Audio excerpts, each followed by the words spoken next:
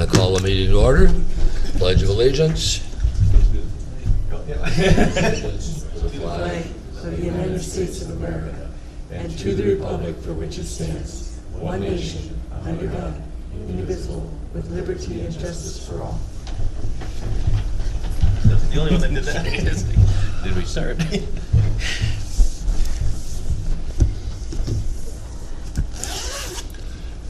Okay, agenda approval, and there are changes. The 9:30 appointment for Rick Frank, he will bring that issue to us next week or whenever he's got it ready. He's found some other things that he needs to look at relative to that furnace deal. So then we'd have Carol Lapham scheduled for 9:30 and Ann Dearson scheduled for 9:45. That's all I've got for changes. Ann Knowles. Yes, I did send my notes to Rosenthal. Okay. Make a motion to approve agenda? I'll second it. Moved and seconded. All those in favor, aye. Aye. Those opposed, motion carried. And approve the minutes. I'll make a motion to approve the minutes. Second. Moved and seconded. Any corrections, additions, whatever? All those in favor, aye. Aye. Those opposed, motion carried. Do we have any people wishing to make public comment this morning? Okay. Appointments. John. That's pretty good. It says 9 o'clock here and 9:02, and here you are. You guys are good.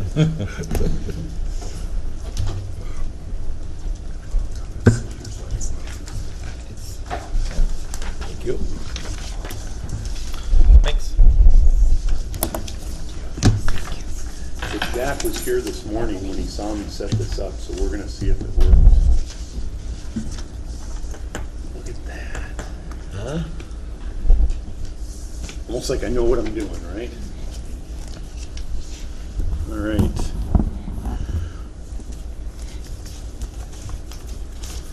Well, good morning, Commissioners. Today we've got a few folks in front of you, and I want to introduce, you've met them before, they're our Human Services Leadership John, Team. one moment. Carol, is he hitting the mic well enough so that you can hear him? She can't hear you. Yeah? Yeah, I'm not either. You can hear what John is saying. Yeah, I'm concerned about that because the mic was a ways away. And okay, thank you. I'll get a little closer. So today, you guys have met our leadership team before, but I just want to introduce them again. Heidi Hankins is our finance director. Bethany Moen is our social services director, and Karen Kohlmeyer is our economic assistance division director. So today we're excited to come before you and kind of just give you a summary of some of the achievements that we've had over the last year and a half, and also give you a sense of some of the finance that we've put in place to support those program changes and achievements. So generally I don't do a PowerPoint, but I thought this really lent itself well, and I think Bethany's handed out a sheet for you if you want to take some notes. At the end, if you want to ask some questions, that's why I've got all of us here. We'd be glad to entertain any questions. So, all right, not that, this. So we're taking a look back primarily at 2017, but also the beginning of 2018. And so we're going to highlight a few of the major achievements. This isn't an exhaustive list, but it's some of the high points of things that our agency has achieved and things that we're really proud of. So first of all, we restructured our fiscal unit and established a fiscal supervisor, which is Heidi Hankins. That was really an important move for us, as the finance to support human services is really important, and having Heidi and her staff focus on the myriad of different revenue streams that support our work, and making sure that we're maximizing those revenue streams is really important. We also established a human services leadership team that I just introduced to you. That's a real important component of how I like to work. I don't know that anybody can come to this work and have all or even most of the answers. We work as a team, and you guys are really fortunate in Houston County.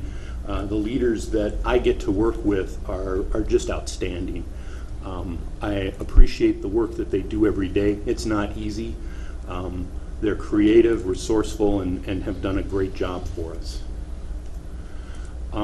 We also reclassified a case aide. When I started, there was an open case aide position, and we needed to kind of think through what do we want to do with that position. We reclassified it to a social worker, and we're able to bring some added support to our adult services team. We've seen some pretty significant growth in adult services cases, and so that position was able to kind of stem the tide there. We also reorganized our social services division. We felt it was really important to put together a couple of teams within social services, and so we established a children's services team and an adult and disability services team. And then, as you recall, we promoted 2 of our staff to be lead workers for those teams. So for children's services, our lead is Jesse Reed, and for adult and disability services, it's Lisa Arneson. Both of those individuals have also done just an outstanding job for us. I just want to note too that sometimes when you create a new position, the first person to have that position, it's a great opportunity for them to grow, but at times too it can be very ambiguous as to, so what am I supposed to do, and the relationships, especially in a lead type of thing between staff. We've had a few bumps in the road, but those 2 individuals have really done an outstanding job for us, and consistently bring their insights and their professionalism to the table in helping to lead their respective units. We've also focused a lot on collaboration with public health. Given the fact that public health and human services have many of the same clients and similar missions, and I think also given the fact that Mary and I, Mary Marshall, the Director of Public Health, have known each other for many years, having worked together in Beltrami County, we really saw the benefit and continue to see the benefit of working closely together between public health and human services. A few of the things that we've been able to institute with that, we've consistently had joint leadership meetings between public health and human services, so that our leadership is kind of has an idea of what the other agency is doing. We, as part of some of our moves with earlier with the case aide move to social work, that case aide position was doing licensing, and so we needed to come up with a different solution for licensing. Currently we're working with public health to provide child care licensing, and that's worked really, really well. Our licensor had been in place for a long time. Those are relationships that are long-standing with child care providers in the community, and that's gone off pretty much seamlessly. We also have worked really hard on the waiver case management side of things. Really kind of trying to reframe that as a joint home and community services unit that has both public health nurses and social workers. That's one of the most obvious places that there's a crosswalk between human services and public health. And so we kind of reframed a meeting that had been set up to address a new assessment that the state had us doing, or continues to have us doing, and instead look at it in a broader sense as a home and community services meeting. Again, that's something that the lead worker in public health, and then Lisa Arneson, our lead worker in adult and disability services, lead that team. And we're able to expand our reach and also maintain the revenue necessary to do that work. So at the end of 2017 and into this year, we developed a forensic social worker project. You guys heard lots about that. We came to the board the middle of last year with that proposal, and the board supported it. And we went forward in the beginning of this year in hiring that position. Michelle Mossman, who was a previous child support worker for us, has taken that position, and she's doing a really good job. Just as I mentioned earlier about people who take a new position, they have an opportunity to kind of put their stamp on it. And we're doing that with Michelle. We've been giving her lots of training and a lot of support, and we're excited about the way that that's going. It's just brand new, it's in its infancy, but we are working hard in collaboration with the county attorney's office, with corrections, the jail administration, and the sheriff's office. All were critical partners with us in putting that together. We also reorganized our intake process. That previously had been done by a case aide, and I think I mentioned at this board that case aide did an outstanding job for us, but the role of a case aide only allowed her to go to a certain point. And to look at intake differently, we really felt like we needed a social worker there. And so we hired a social worker who has taken that position and is really doing a fine job for us. We're happy with the way that that's going, and I think it's proving to be the piece we were looking for in intake. We've done a couple of large technology projects that you guys have heard about. The first being an expansion of our data bank / Winona County Collaborative. Winona County, as you may recall, is the hub of a multi-county. I think there's 6 different counties that are part of a collaborative that brought EDMS, or electronic document management, to the economic assistance divisions in these 6 different counties. That was, I don't know, well, several years ago. And at that time, Houston County didn't do the appointment side of it, and so we completed that implementation with appointments. It was an appointments component of the software, and that's helping us kind of manage the flow of people and appointments. It helps us get a better data-driven idea of what our client load is, what times are more busy, how we need to staff, and I think it also gives us the ability to see changes in our clientele, what they're coming to us with. So those appointments pieces have been very helpful to us. That's fully implemented and has been so since the end of 2017. You've heard a lot about our Northwoods Traverse project. We're really excited about that. As you know, Bethany and I were invited to present to the APHSA conference in Washington, D.C. a couple weeks ago. We're really kind of at the head of the class in this deal. We were trying to do 2 things with this project. One was to be able to kind of shift the pie of time with social workers. There's compliance and administrative things that every social worker needs to do. And as that piece of that pie that was administrative was getting bigger and bigger, we found it harder and harder to meet the needs of the people we were serving. One way that we often look at to try and address that is just add more people. We thought, let's try and get more efficient and make the piece of the pie that's administrative and compliance-based smaller. And we really believe that that is getting us to that point. The second big thing we wanted to do with this project was to be able to have far better access to the data that we have.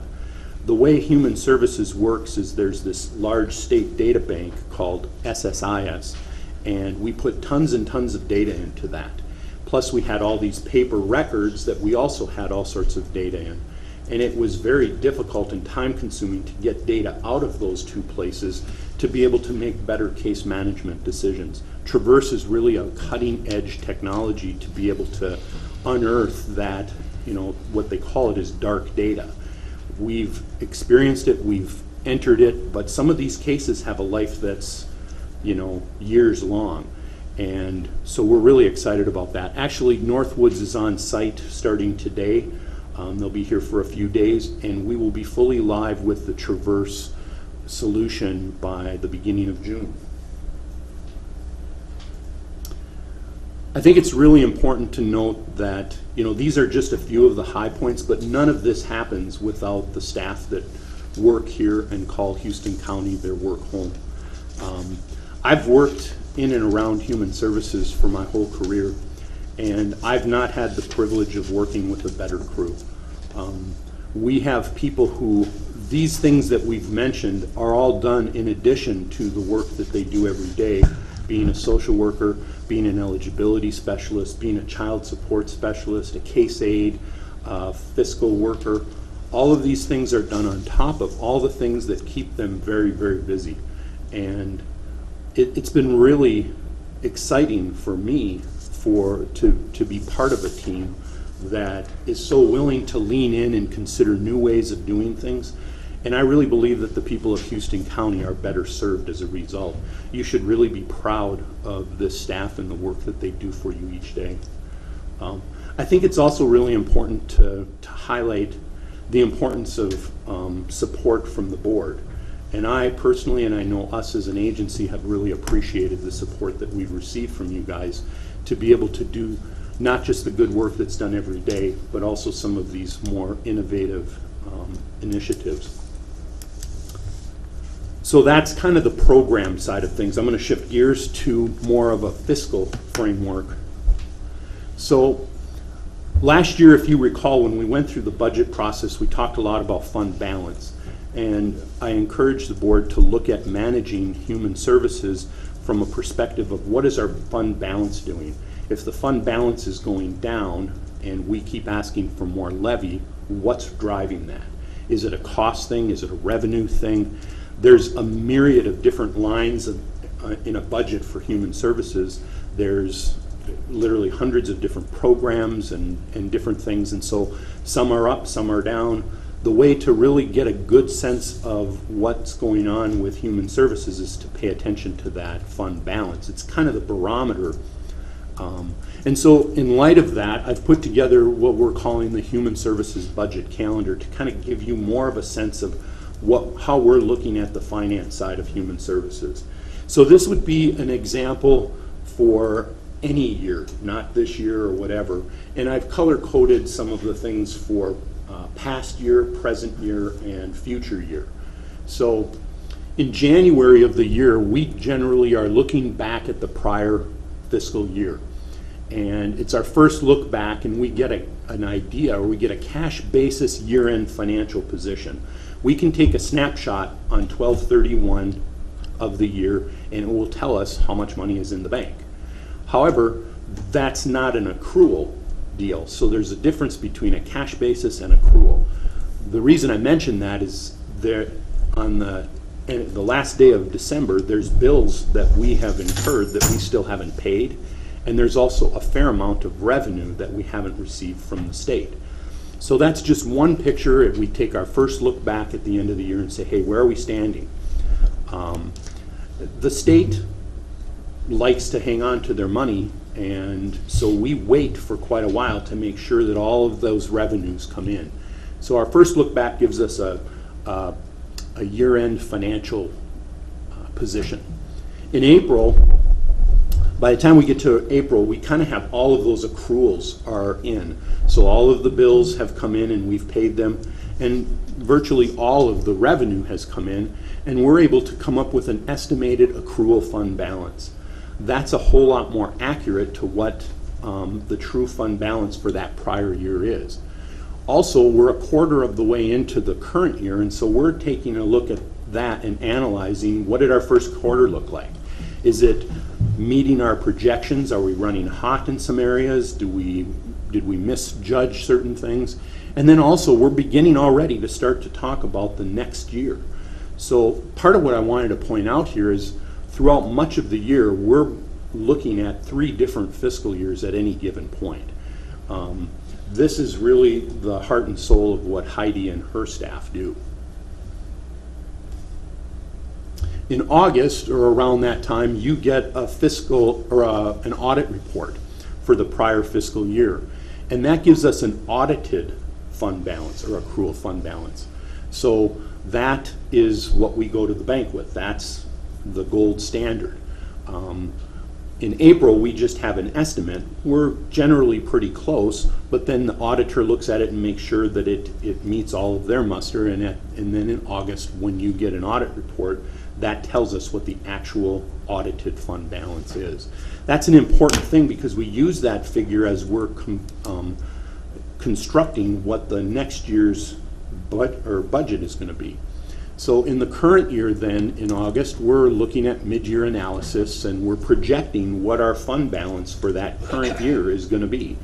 And we are working on budget preparation, as that will be due to the board sometime in August or September for your approval.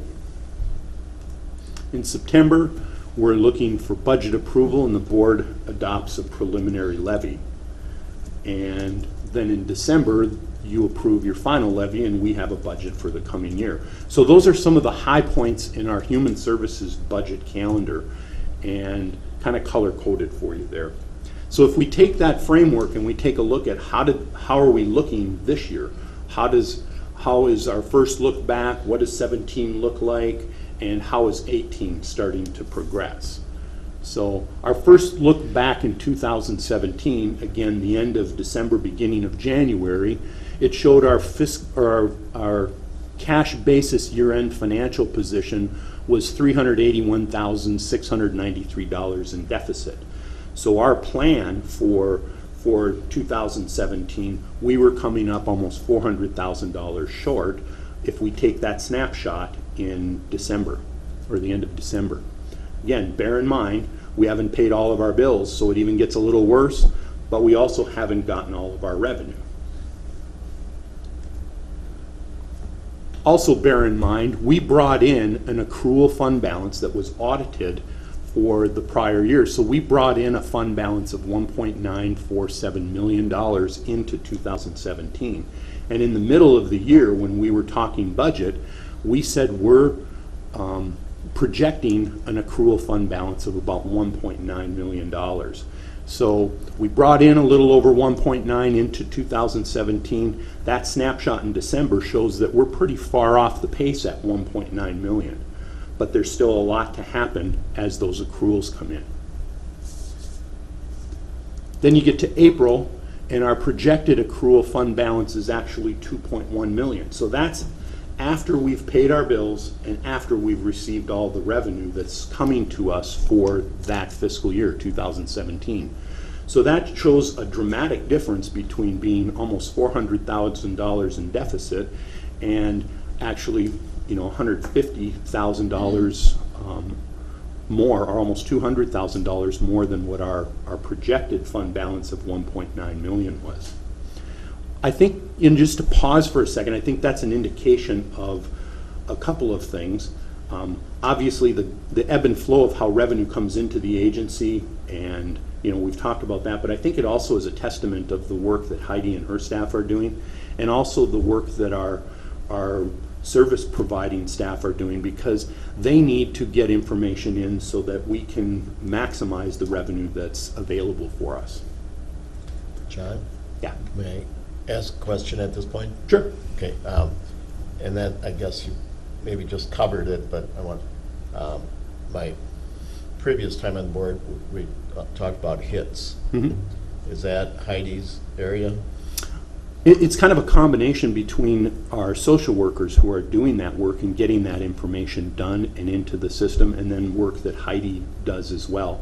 And then there's also work when you put something in, sometimes the system doesn't agree with itself, and so you have different edit reports and things to make sure that it matches what the state is looking for. So it's a fairly, there's several steps to the process. I'd also say that the hits that we've talked about are part of the budget, or part of the revenue deal. It's not all of it. There's also all sorts of allocated resources that come to us, percentage-based types of allocations. So there's lots of different ways that revenue comes to us, and those time study hits are just one of them. Are we on top of those though? We are. And I think that the fact that we're projecting a fund balance significantly higher than we projected in the middle of 2017 would indicate that we're doing good on the revenue side. Okay. The other thing is, we had talked earlier in the year about Houston County having significantly more commitments. Mhm. And that was going to be looked at, was it the court, or, you know, were we having just a lot of people in a crisis situation? Is that, We continue to look at that, and quite honestly, some of the data that we've gotten has shown that our entire region has seen an increase in those Rule 20 commitments. It's something that we are looking really hard at, and that's part of the work that we want to get a little bit upstream with our forensic social worker, to be able to help people as they're going through that process so that it's not as much of a revolving door. is that all county money when it occurs? When what occurs? When there is a commitment, or? No, it kind of depends on a variety of different things, whether there's MA available or different revenue streams. Sometimes it is a significant or all of our responsibility. Okay, thank you. Also in April, Heidi and her staff are working really hard on audit stuff so that you guys can have the audit prepared by the middle of the year. We're looking at 2018 first quarter budget performance. Our plan, as you recall, we didn't ask for any additional levy for 2018. And so our plan was to use a little bit of this fund balance to do some of these initiatives. So we had a plan of being about $220,000 deficit for our budget in 2018. Our first quarter, after 25% of the year is done, 25% of the expenditures have been spent. So that's a good judge for us to take a look at, okay, this much of the year is done. Have we spent approximately the same amount of revenue that we projected and we planned in the budget? Further, now that when we started putting this together, we were a quarter of the way through the year, and now we're a third of the way through the year, and actually 32% of the cash basis expenditure budget is done. So the expenditure side of our budget, the piece that we have the most control over, we're right on schedule. And of course, we're doing 2019 budget planning. Lastly, what you should be looking for from us is your 2017 audit report will give you the final picture of what 2017 looked like. And it should be consistent with what we're telling you now. We're doing ongoing analysis. We told you that, you know, we had a budget plan for 2018, and we're paying very close attention to that. And we're beginning to work on budget development and the approval process in the coming months. So that's what I have for you. Do you guys have any questions? John, I want to ask just a couple of little things here. I talked to a commissioner from another county that lost their, Heidi, and they lost their financial person, and they were having difficulty finding somebody to step in. So they are working now on combining all their financial people in the county so that they can cross-train or help each other, because human services is one of our biggest budgets, and we need those reimbursements. So do we have a plan for continuation of services type idea for?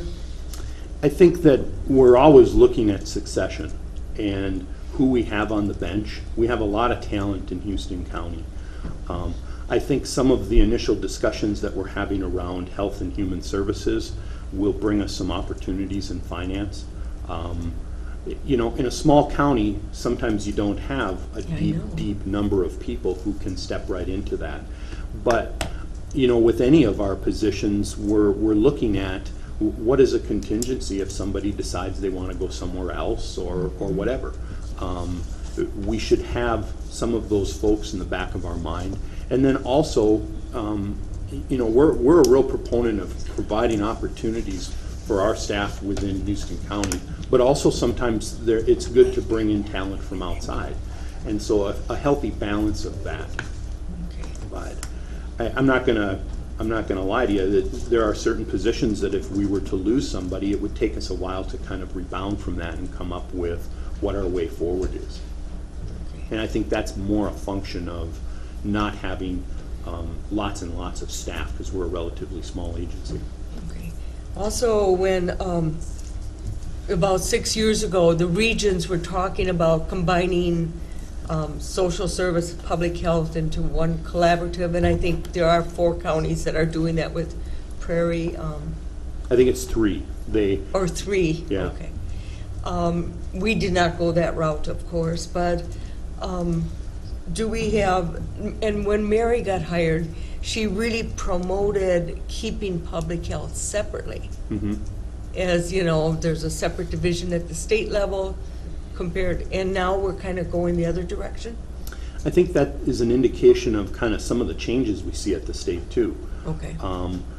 More and more counties are moving to a health and human services model. And it's kind of interesting as we've looked at it.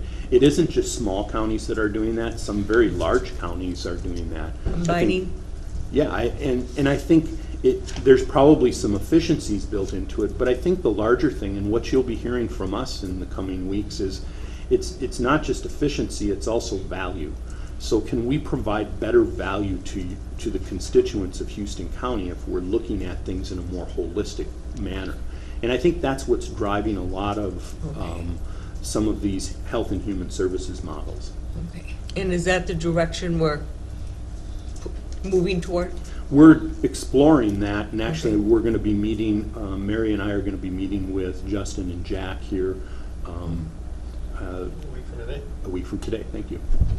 Oh, okay. Are our reimbursements down? No. Okay. It's pretty stable through the state and everything? Yeah. Oh. You know, each program has its, you know, I'm wading through legislation right now because the last session I got know. done in the wee hours Sunday on night. Sunday, and sorting through what all that is, what will be signed into law, what may be vetoed. Every session, the legislature hands us a number of new variables. Sometimes it's more funding in somewhere, in a certain place, sometimes it's less. Generally, from my experience, it tends to be a bit of a shell game. So if we see more funding here, we probably see a corresponding reduction somewhere else. It's not always that way, but often it's that way. So it takes us some time to evaluate what the outcome of that is. And I think that's where, you know, our connection with our associations like MAXA and AMC and some of those really help us to kind of ferret out some of the nuances of new statutory regulations and funding. Okay, thank you. Just out of curiosity, which 3 counties combined, you know? It's Steele, Dodge, and Waseca. Yeah. And they are called Min Prairie. I mean, yeah. Actually, they're in our region, so I see those guys all the time. We meet as directors for Region 10, and they're part of that regional group of directors. I was on that committee 7 years ago, and there were 11 attempting it at that point, and it just never came to fruition, but Yeah, I actually met with, or visited with Jane Hardwick, who is the executive director Yeah, of Min Min Prairie. She was in Washington when Bethany and I were there, and we were just kind of sitting there visiting, and she was giving me a little bit of that history and how it started as a larger group and got smaller. I know during the Palenti administration there was a lot of impetus and certain incentives for counties to consider consolidation, and some did, and you know, I don't know the politics around why some of those counties chose not to stay in it. I'll share some of that with you sometime. Okay. I too have a whole file on that. John, what is roughly your total budget for the year in human services? This year our operational budget is $5.2 million. And So if we're bringing in the neighborhood of $2.1 million in fund balance into 2018, assuming that becomes an audited figure, that's about 40% of our operational budget in fund balance. That's, for human services, that's a pretty healthy financial picture. now, out of that, how much of that is local property tax dollars, approximately? I don't know that right offhand. I can get that for you. It would take a little bit of pen to paper, and Yeah. probably not me, probably somebody far better at that to the right of the table. Well, that's a question I get asked Yeah, periodically. yeah. We'll get that information, and I'll send it to all board members. That would be Yeah. nice. Thank you. Mhm. Any other questions for John? No, I just say, great job. Yeah. Yeah, thank you. job, Well, we don't do this alone. We have a great team, and I have greatly appreciated working with you guys, and I am very fortunate to get to work with the team that we have in Human Services. You guys have anything you want to add? Kudos to everybody. Yeah. All right. Now, Okay. do I have to eject it nicely?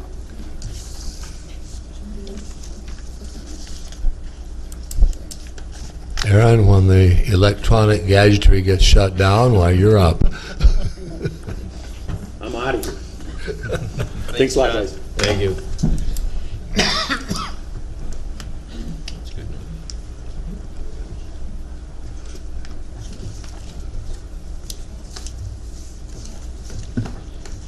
Aaron's up, yep. Aaron is next, yeah. Nice try, Carol. Good morning. Today I have a contract agreement prepared for the county to agree to specifics of the buffer rule implementation plan with soil and water.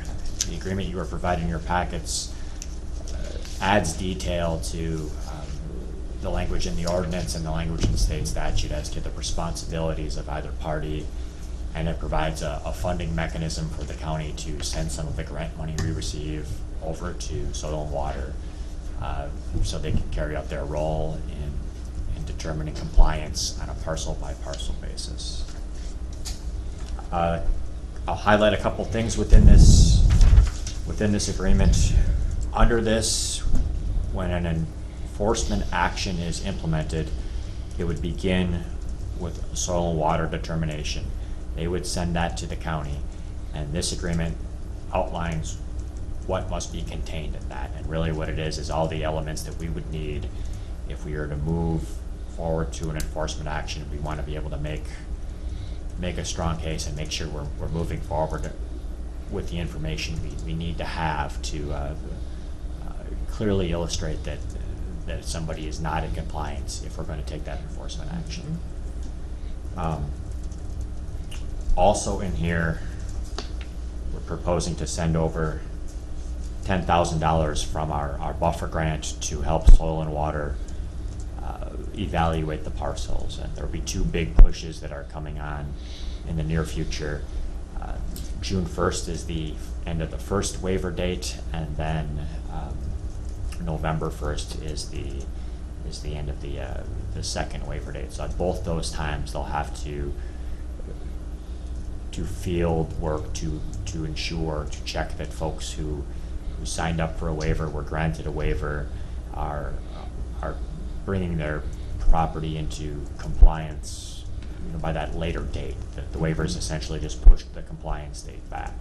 So they anticipate a lot of field work with that, and in return for their agreement to provide us the reports, the notice of non-compliance in the way that we've outlined in here, I'm proposing that we assist them in budgeting for their field work. And again, this is coming out of the grant that we received. It's nice to have this all documented. I read through it pretty thoroughly. Yeah, my intent I would be to put something like this in place for each program that we Oh, good. cooperate with them on, so that there's It's in writing, documented. a clear understanding of what the roles Clear and understanding. responsibilities That's a are. good word. So Aaron, in here, you talk about non-compliance. I had a landowner ask me the other day who was going to be in charge of non-compliance. Obviously, soil and water would be the first initial findings of non-compliance, but then it comes to the county because, and I'm assuming because the county's the only one that actually has authority to Right. do anything about it, correct? That's a good assumption, and that's the way that the state law reads as well. So then it would be up to the county to do the actual enforcing of. Correct, yes. And then, do you know how things are set up? I was kind of reading in here as far as, it said something about a timeline of, basically like compliance schedule would be given out. I mean, is there, they had talked about fines at one point, and that got taken off the table, if I understand it correctly. Well, no, recently Is it still there? there was a talk of adjusting the way that those fines are assessed based on Okay. a linear measurement rather Okay. than parcel by parcel. That's off the table, that's going away. Okay. In our ordinance, what we adopted, we have some discretion in how we want to move to enforce, if we move to enforce, and that's, can be done either the way we enforce any zoning rules. That would be the county attorney's office would bring a case against somebody who's not in compliance. But in addition to that, the buffer rule allows for an administrative penalty order to be assessed. So rather than doing it as a misdemeanor, we can assess a fine that way. Okay. That's probably the way we would go. Those fines don't kick in until 11 months after a violation is, a notice of violation is received. Oh, so you'd have 11 months to come into compliance. Come into compliance, correct. So that's kind of where that schedule I comes into see. place. And within the information that Soil and Water provides us, they would tell us what are the corrective actions that are needed to bring this back into compliance, and what metrics would be used to determine if those have been met. And then that information would be passed on to the landowner when they get the initial letter from the county saying that you've been determined not to be in compliance. 11 months out is when those fines would begin, but they would have 11 months then with very clear list of this is what needs to be done, and this is how we're going to determine if you've done that satisfactorily. Now, real quick, I had, there's a couple of landowners in the area that had made comments that they wanted to get into CRP, but the CRP was all booked up for this year. Do you know, as far as, would that be considered a compliance if they, you know what I mean? Like if they said, well, okay, for instance, say somebody's found non-compliant, and they say, we're signed up for CRP, but we can't do that. Like, say it's December. They say, well, obviously, we can't plant until the next year. Would be, I would assume, satisfactory that they're moving towards compliance in that area. Do you know? I guess I would be speculating, because it Mhm. would be Soil and Water who Okay. needs to make those determinations, but I think it's fair to say that they would take a read on an individual and the See what- situation okay. before they just certify things. So it's not going to be just a hard line. I mean, there's going to be working with landowners to remedy situations, I would assume. Yeah, and within this, we're asking them to provide us with a chronology of all the efforts you've done to work with the landowner. So I see. I don't expect them to say, well, we drove by the parcel on this date, it was supposed to have X, Yeah, Y, and Z. final, Not they're so. done. Yeah, okay, Therefore, good. it's not compliant. We Okay. want to see several efforts to work with them to Gotcha. bring it back into compliance before we move forward. Perfect. I guess, I'm just curious, the 10,000 will do what for them? Hire somebody, or? No, Gene Miners is doing most of this work, is my understanding. It will just help them pay for the man hours that they're spending on the program. Every one of those parcels needs to be inspected, staked out. It will help cover that. Okay. I guess in terms of the detail of how it's spent, I'm not privy to that, but That's all right. they have expressed a need for, additional funding, and they may come back to us at a later time and say, we are anticipating a shortfall here in order to do all these inspections. Is there any additional funding available? This allows for us to do that, so I may be back at a later time saying, here's what's left in our grant, Well, that's what I and we're was, proposing to send over another amount. So they're the one that came up with the 10,000 estimate? No, we came up with that based on. The county did. Yeah, based on our surplus from last year's Okay. grant.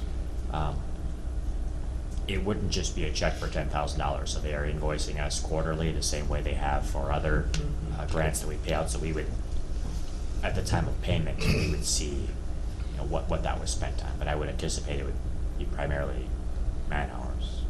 Now, in this may be something to even have Soil and Water come in and talk about too.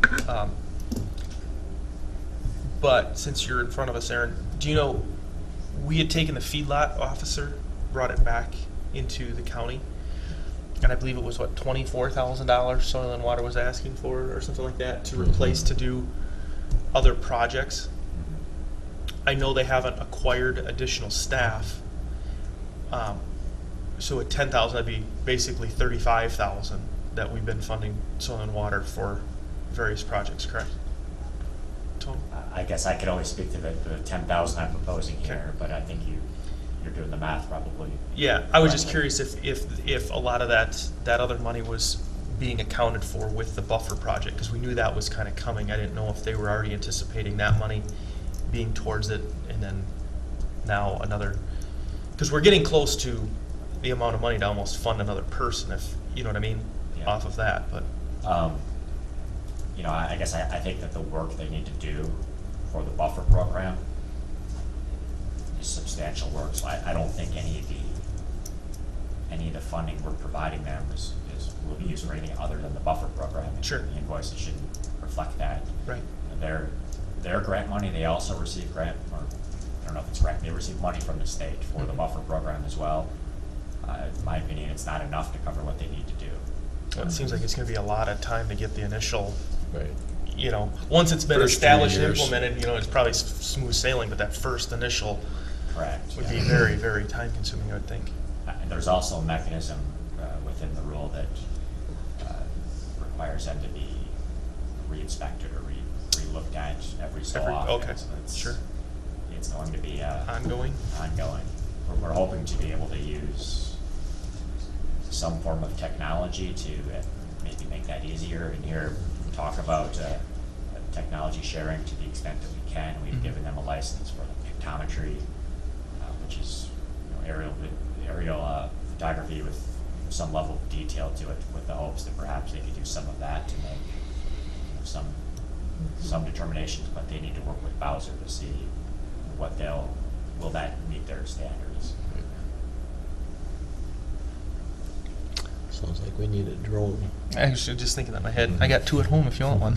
Yeah, that's been discussed at Has it? some conferences, and I wouldn't advise going out and buying a drone at this point in time. It seems like there's lots of considerations to go and play with that. Like as last, with this agreement, and you're confident that the delineation between county and Soil and water. soil and water, I was gonna say fish and wildlife, soil and water is still clear. We'll be cooperating here. A lot of this is to prevent redundancies in efforts, and that if they've already been on site a lot and then they pass an enforcement case over to us, it's a waste of time and resources for us to go back on the site to regather a case file if they've already created it but aren't Right. sharing it with us. So Okay. it will be a cooperative effort. Thank you. So I am looking for action from the board in favor or support of this, or favor or opposition of this agreement. I'll make a motion to approve the buffer rule agency agreement. Second. Moved and seconded. Any further discussion? One thing that I'd add, Aaron, is that at the Southeast Minnesota Soil and Water Board, we had some discussion at the last meeting about how much and if it would be possible to use more GIS time on this project than is currently being used on it, and how that might come down with the individual counties and their GIS coordinators and whatever. So there is some thought going on at that level. Yeah, I've heard from our Schneider folks that there are some counties who are actively pursuing that, and I think that's great. And Yeah, if another okay. county figures out a method that satisfies what Bowser needs, and we can borrow that from them, that would be wonderful. So I'm all Yeah. in favor of other folks figuring that one out for us. Okay. Well, as long as you're here, I asked the question because I sort of need to know in another month where I'm going to come down on that, so. Well, I know that Yeah. we have, a buffer layer and things of that nature within our GIS. I think it's still unclear, whether, depending on the time of year the photography's taken and how frequent the flights are, if that will satisfy what Bowser would call an inspection or not. But Yeah. I would encourage you to continue talking with folks at Soil and Water and maybe our Schneider folks and in other counties to see. And if- Schneider is up to speed on this, and you're comfortable with them, and so we're good. They have the technical know-how that Yeah. Yeah, far okay. surpasses my Very good. ability to critique it. Yeah. Thank you. Anything else? Aaron, when it says 10,000 not to exceed, but didn't we state that if they're falling short, could exceed that? Well, I would come back at that point and make a recommendation to the board to, increase that not to exceed amount. And that's just the ceiling for the invoicing that we Without get, coming because back we're to not the giving board. them just 10,000, they're invoicing us quarterly for that, and we would pay up to that unless we come and increase that. Okay. All those in favor, aye? Aye. Those opposed? Motion carried. I'll have a form for you to sign anytime you would be able to stop by. Okay. Thank you. Thank you. Thank you. Okay. Carol?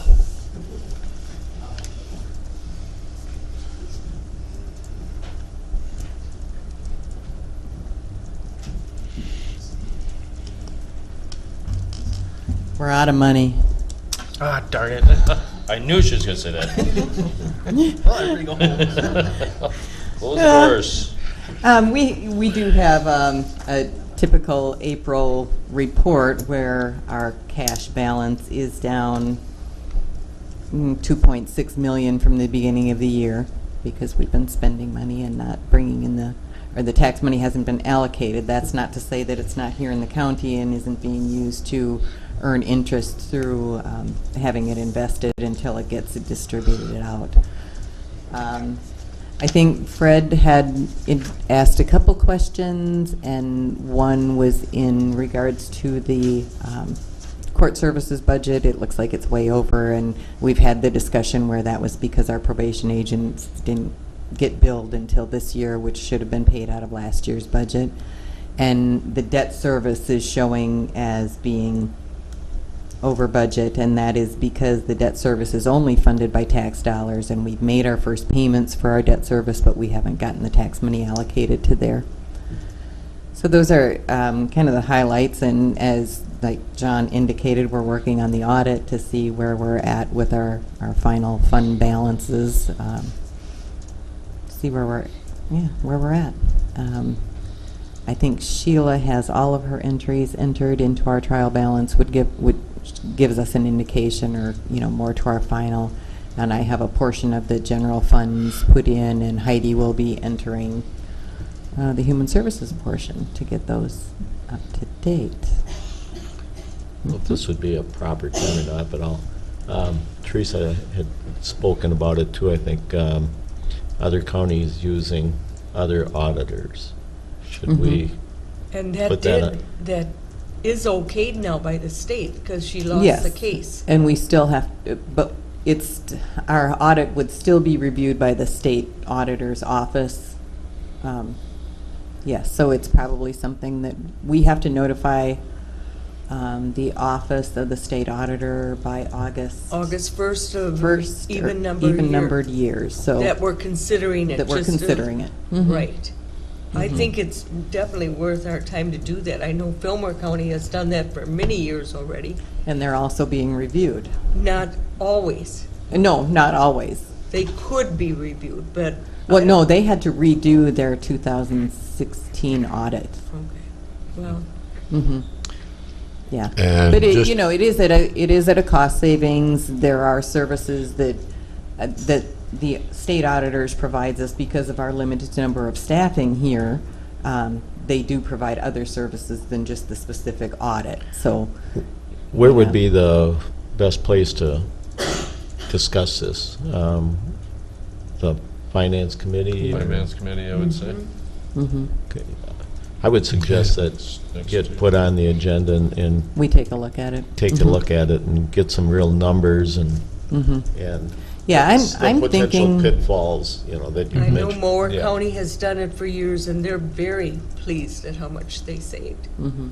but, and Well, they've had good, and then most we of could the maybe joint add power some- committees. Well, like Maybe Jack was we saying, could look add at the some pros staff. and cons. Yeah, but look at the pros and cons, and if it weighs out, it weighs out. If it doesn't, it doesn't. Right. Mhm. Yeah, they provide us with a software program to use. It prepares our financial statements. You know, The we have state to, does. we have to, No. yeah, the state does, so we have to find out if those same things Right. are available through the private. And I'll probably contact a couple other counties to see. I know Wabasha just moved this year, or for 2017, for their audit. Sure. So, Yeah, we should probably be looking at if we gotta make at Mhm. least, say we're considering it by Right. August. well, I think we should probably say we're considering it. Right. Because you always No don't matter have to what. do it. Right, you just don't say have you're to, considering but- it. Right. Mhm. Right. Who says it to whom? I'll do some checking. Okay. I think I just sent a letter to, is it Greg State Perlinger? Auditor's Office or So I something. guess we Yeah. can kind I of could decide find that. that now that we wanna Mhm. state consideration at this point, no matter what. And then we can start with Finance Committee, and Carol can do some checking in Right. other counties, and Mm-hmm. sounds great. Yeah. Okay. Any other questions? It's hard to read. It's like you said, it's up and down, it's all over. It's up and down, and it's but all you don't over. see any glaring problems at this point. So, we haven't had anyone going way off their, Yep. you know, what they had proposed. And typically, if someone is going to have something like that happen, they'll approach me on, you know, how to do the budget amendment and review it with the board Mhm. before it happens, so. Great. Mm-hmm. More good news. Okay, Keep it coming. thank you. Oh, and the Human Services, 26% of their budget is actually tax dollars, tax levy Good, dollars. thank you. 26% of 5.2. 5.225. So then so then how does that work? Okay, so that 25% is tax dollars, 40% is income. Where's the rest of it coming in? Well, I guess I should ask that 75% question is earlier. or 74% is basically reimbursements from Oh, the state. reimbursement, okay, okay. Although, you know, $200,000 of it was a budget deficit, so Yep. that's not funded. That's funded through their fund balance Yep. carryover. Gotcha, okay, Mhm. good, thank you. Okay. Ann?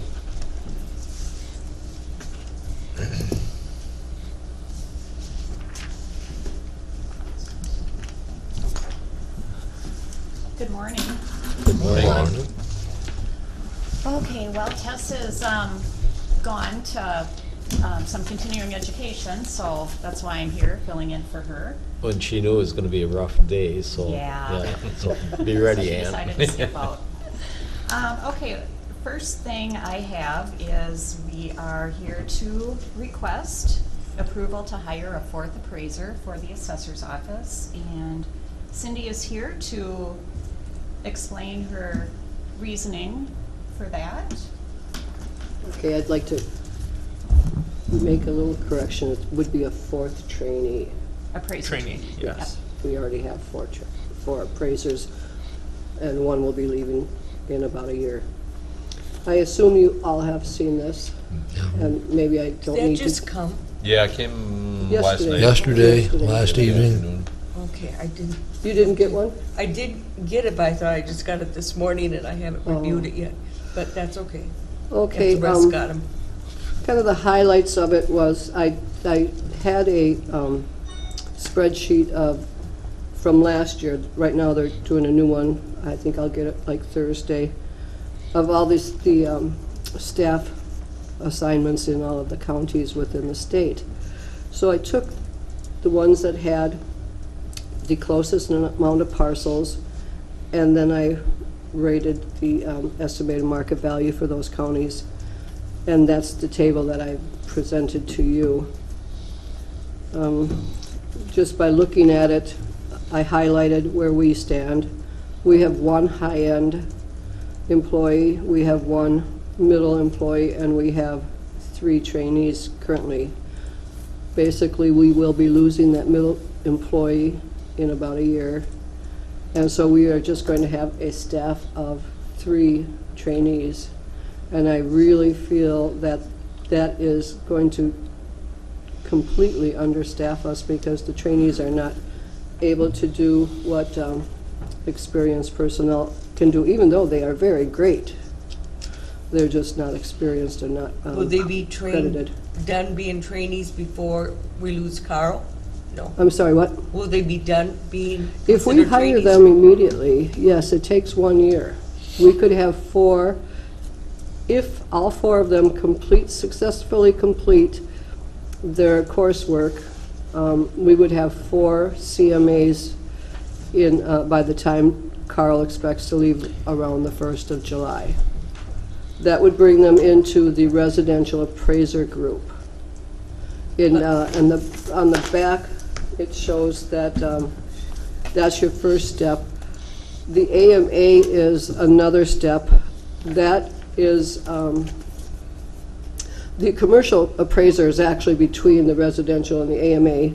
The commercial appraiser takes a few income courses and has some training, and that's where Carl is. We need to build our staff up as fast as we can so that if we run into any more roadblocks than we've already had, we're able to handle it. Once Carl leaves, I will be the only appraiser that's allowed to do any commercial or industrial. And so that'll be taken away from what my job is. And it's going to take at least 3 years for, 2 to 3 years for any of the trainees to reach that point. So we are actually caught, we're caught behind right now, and we need to, I believe we need to work on getting the office strong enough that we can go forward and that we can get through our glitches and have a smooth running, up-to-date office, because right now we have a lot of irons in the fire, just trying to get to where we can do our own jobs. So, bring me back a little timeline here. Yeah. At what point did we not have, I thought it was like 5, didn't we? At one point, way Yes, back when? it's on here. If you look at the, let me see, it'd be about paragraph 1, 2, 3. Is this on the one you just sent, though? Yeah, it's midway through. It says the history of the county office. In 1998, when I started, Yeah. there was Tom. He was the interim assessor. He hadn't quite received his SAMA yet, but he was allowed to. He was okay through the state and the county to take on that position. There was a clerk, Mike Cost, and there were 3 residential appraisers, Diane, Rich, and Carl, and there was myself. So there was a total of 6. Around 2008, right after the flood, Rich retired, and then in '09 we replaced him with Mike Paulson, and then that kept us up to around 6. Or maybe we replaced Mike in 8, somewhere in there. But we still had the 6. And around 2011, then Diane retired, and she wasn't replaced. And I am not sure exactly why the reasoning was to not replace her, but there's always been talk about combining positions with the tech, and like I said, I was never in on those conversations with the board, so I'm not exactly sure why she was never replaced at the time. In 2000, so we had 5. In 2017, Tom retired, I moved up. So that took 1 from 5 to 4. And then Mike Paulson resigned, so that brought us down to 3. And then we hired Michelle and Luke, and it brought us back to 5. And so now that's where we are at 5, and well, now I'm getting a little bit ahead of myself, I think. At the end of 2017, we had 5. Then Mike quit in 18, and Lonnie is hired, so we still have 5, with Carl being set to retire next year, which would bring us to 4, with only 1 seasoned vet, myself, the rest being trainees. If you look at this front graph, there are only 2 out of all of these counties that and the city of Moorhead, that I have listed that are below 5. One is Cook County and one is Kennebec County. And they both have smaller EMVs than us and a smaller population. And Kennebec has less parcels, Cook has more. The median, or the average was 5 employees, and the median was 5.18, so that's almost 5 1/4 employees. I don't feel that we can successfully go forward with 4 and 3 being trainees in our office. I think we need a little bit more depth. My plan is I would like to see it where we do not have another tech, not at this point. If we need one in the future, that would prove out in time or not. I'd rather see us work as individual appraisers, going out as teams, taking care of our areas, cross-training, watching the front desk. It would work out where we would always have somebody who could be watching the front desk and working on other internal projects that we have. That's how I'd like to see it, so that if we would ever have, or when we have attrition, it's easier to fill in those gaps than what we're up against right now. So we have 2, right now there's 2, 2 trainees that have been almost a year. and it's 1 year and then they're no longer considered trainees. No, it's 1 year experience, plus they have to go through 4 classes and complete test out of those classes satisfactorily. And those classes are due in July and August. So in the end of August, hopefully those 2 will be certified Minnesota appraisers. So as of right now, how many certified? We have 2? Myself and, that are certified or above? Yeah. Myself and Carl. Okay, so 2 and then 3 trainees, you said? Well, Lalani is scheduled to begin in June. Okay, so there's really 2, 2 on staff at this time. yep, and then 1 pretty green coming in. Yes. Okay, 1 scheduled to come in. okay. How do we compare to like Wabasha and Fillmore County in our region? With how many are in their offices, and they're about the same populations as us. They have a lot more parcels. though, Yeah, don't they? yeah, there's more parcels, and Wabasha, if I remember right, and I don't have it in front of me right now, has more, well, no, I'll take that back. Wabasha has gone through having 2 just retired in the end of last year, so I'm not sure what they have right now. And I think Fillmore is pretty darn close to 5 or 6. But I can't give you the exact numbers. I don't remember offhand. And I just think it's important to note too, I mean, she did mention not having a tech, but we have to keep in mind too that the appraisers are gonna have to absorb the tech duties as well. So somebody is gonna have to be available to answer the phone, answer questions, especially, well, after the tax statements come out, when there's, a heavy phone, phone calls, people Exactly. dropping in. Like right now, I'm the one who's doing the correspondence with the attorneys and real estate agents when they want to know Green Acres payments, when they want to know taxes on splits and that. It would be nice to be able to have experienced personnel kind of shift that off of me so that I can get back into some of the things, the duties I'm supposed to be doing. But And right now, we don't. Getting a trainee is not really going to speed up the experience level, is it? I don't see where. No, it's not, but when Carl leaves, we won't have 3, we would have more. In 1 year, we would be getting up there. But it's also things that I can train them while they're learning. And Michelle has been working on our ag land program through Beacon. She started a week or two ago. 2 weeks. And that's going to be another system that we have to train people into, so that this is a system that, by the way, we've been paying for since 2012 or something, and we're finally getting it enacted this year. It was just swept away all those other years, so we're trying to get our technology actually in place so we can use it the best that to our ability. It's been out there but never acted on. So we have a lot of irons in the fire that we're trying to get cleaned up as fast as we can so we can be in the 21st century. And also then going forward to be able to stay in compliance. Right, Instead exactly. of falling behind again. Mhm. So Cindy, would it be accurate to say that it's not, you're looking to hire in order to prevent falling a year behind in a year?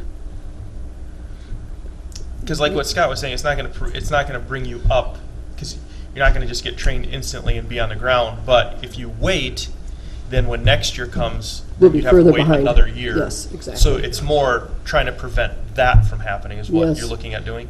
Yes, I want to quit moving. I want to quit moving backwards. I want to be able to be here and forward. We've been playing catch up and clean up for the past year, as you're well aware of. Well, was And that for lack of personnel, or was it? it was mostly, it was not for lack of personnel, let's say that. Is that, then we hired Vanguard. Right. Vanguard is working with you though? Vanguard worked with us for 80 hours. That was it. 80 hours and they're done? Yes, we hired them for 80 hours at $10,000. That was the complete contract with them. Vanguard still, that was for the cleanup. Vanguard still has our other contracts, which are going on. Yes, I want to make that clear. So But for the did they cleanup was finish- 80 hours. Did they finish what they had to do in those 80 hours that we paid them?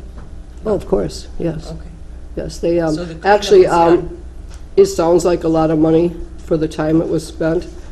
However, I feel that the two trainees that we have going and working directly under them and being able to take out the laptops, I think that the training that they got under Vanguard was invaluable. And this is training that they can pass on to the next ones. And I think that that was one of the better choices we've made.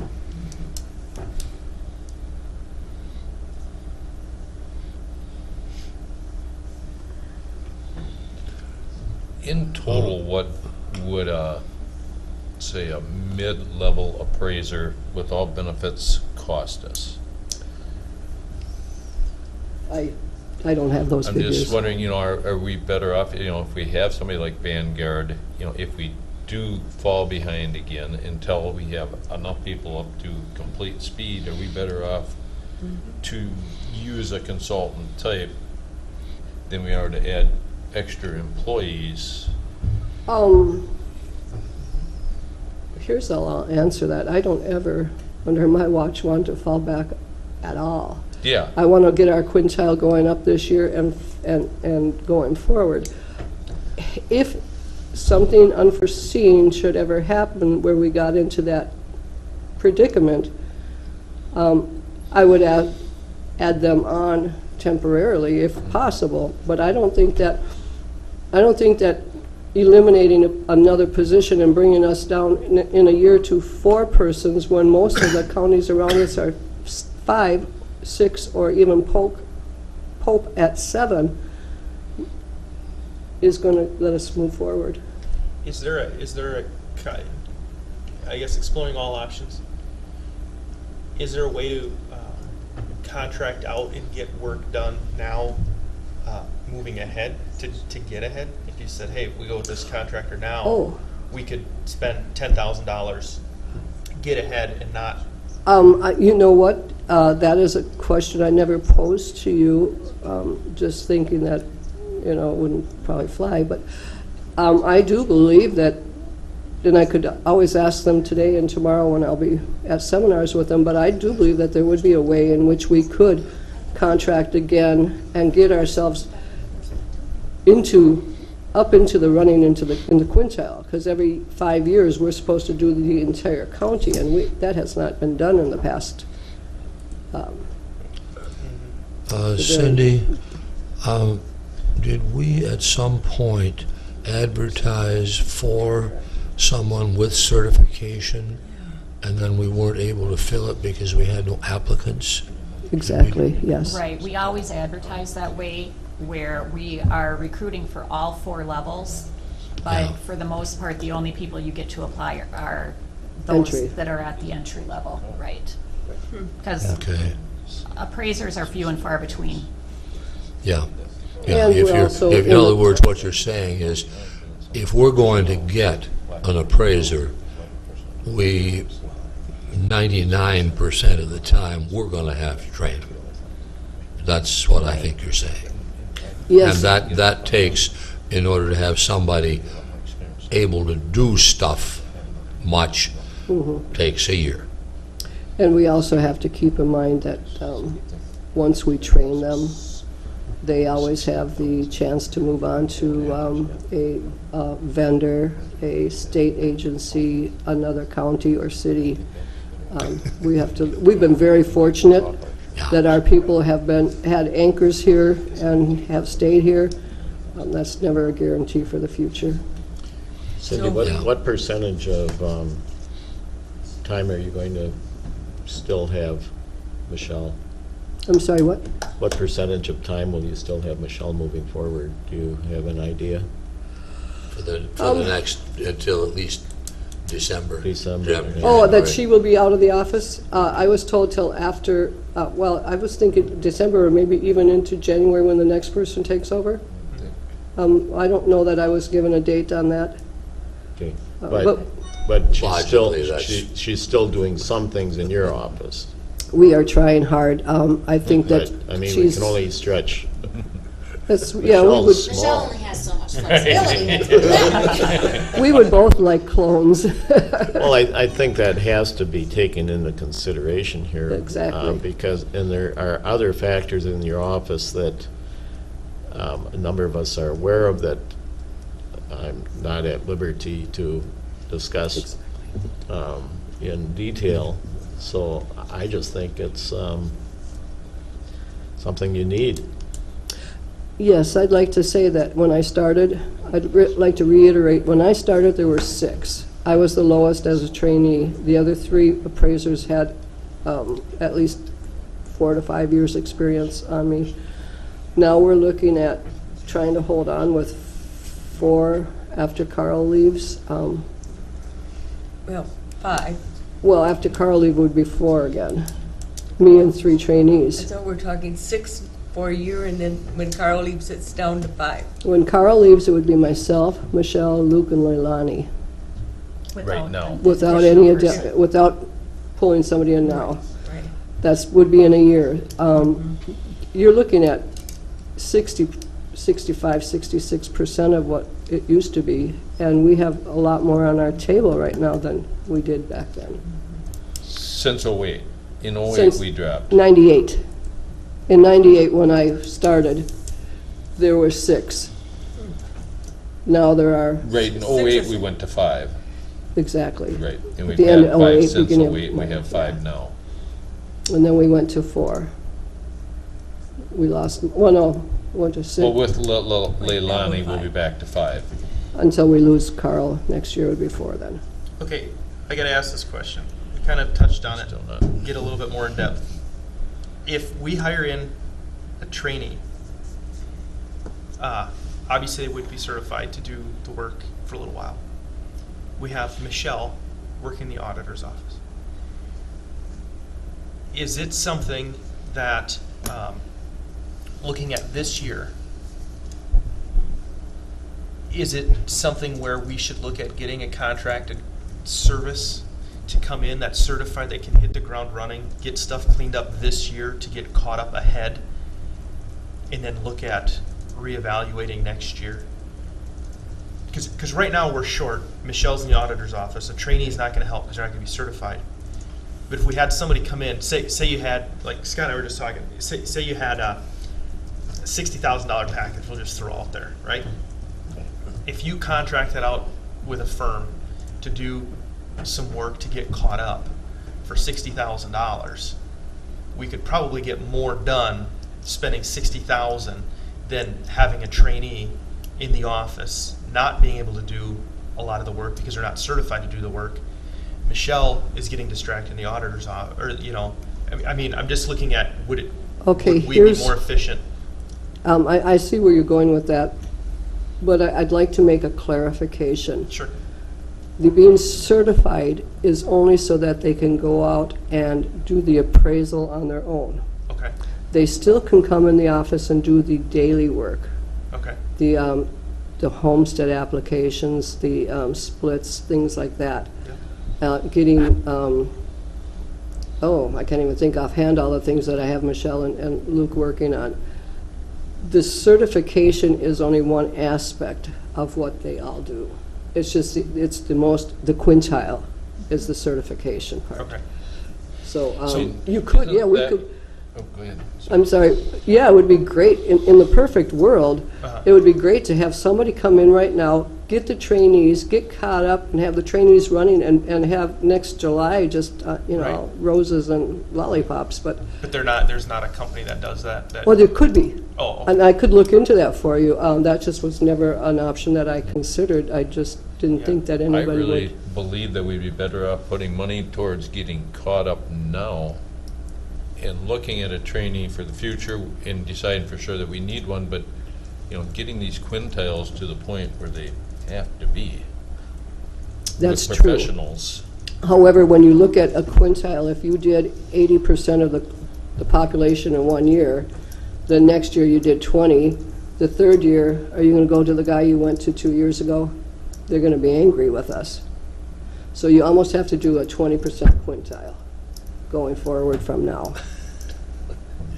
You know what I'm saying? I mean, you can't do somebody every other year just to keep your quintile Do you going. follow any of that? Because I'm lost. Okay, here's, I followed that. Okay, and I'm so thinking, explain it a little more. okay, yeah, it let's was a say nice there's idea. 100% of our properties in the county. Yep, A quintile, we're supposed to do 20% a year. yep, If we move a group in to do 80% this year, yep. then next year we do 20% to finish off our quintile. Then year 3, do we pick 20% that we just did 2 years ago to start again? We would do 80 and 20 being 100, and then we would be starting our quintile again in the third year. If you went back to those homes, they would be angry with you because you just did them the year before. So how do we catch up on our quintiles? We just start working right now going forward. We can't do it, the past is behind us. 20% forward, we're not catching up. We can't make up what we did. We can't do that. We're But if you catching up on all the other aspects within the county. Okay, but if you, instead of doing 80%, if you did 60% this year, and then 2020, right? Then you do 60, 20, 20. Year 4, you'd be going back to somebody that wasn't 5 years ago. Oh, it's 5 years? I was thinking It's 4 years. quintile being 5 years. Yeah. But, okay, so it's not really the quintiles we're behind on necessarily, because we can't You could, But we need go to have, back. no, but we need to have, what would be perfect would be in a 20%. year from now, Michelle and these guys will be, Michelle and Luke should be done this year, and they can go out and do their quintile, and Carl, okay? Then in another year, we'll have 2 more ready to go out and do quintile, and get us rolling on that, because that is time consuming. Yeah, but I was understanding we're behind. We need to really get caught up on something, whether I don't know how this all works. Quintile is, we haven't done quintile in, Tom pulled us off in, I think, So we'll have a struggle getting Many to our years ago. 20% quintile this year. oh yeah, because it hasn't been looked at every 5 years, so there's been more changes, so to get back through is going to be more complex to look at and to see the changes. Instead of every 5 years, it might be every 10 years now. So there's more things you gotta look at and more changes that you have to deal with, and then going into the new program that we're putting, so there is a lot on the plate today. So is there any validation to getting consultant in to help us catch up, or that really wouldn't be? I mean, I keep hearing we're behind. I don't understand how exactly what needs Actually, to be done to get us if not we- behind. There are things that we could use personnel with, getting our Vanguard up and running 100%. We saw how that worked this year with having professionals help us. I look at next year having some errors too. We need manpower to verify that information is correct. We need manpower to do our daily changes and things that come across our desks. We need manpower to go out and do the quintiles. Yeah, there's so many hours you need people. The office work, those are items that could be done by a trainee. Exactly. Yeah. Cindy, as the assessor, and with what time you've had under your belt, after all this discussion, what is your recommendation as the best way to move forward? Is it what you- My recommendation is to have another trainee. And if I looked into having a vendor come in and help us, that I could look into seeing what could be done, at what cost, and where that would get us. I guess, personally, not to kick the can down the road another, well, it'd be 2 weeks, but I wouldn't mind looking at that option, and seeing that. Okay, I'm going to bring up another option here. Sure. The window for getting anybody into training is closing on us. Every day, more and more people are filling up those positions, those openings on those classes. Yesterday morning, there were 3 openings. I was trying to get 2 with the hopes that we would get somebody. By the end of the day, they were gone and I'm on a waiting list.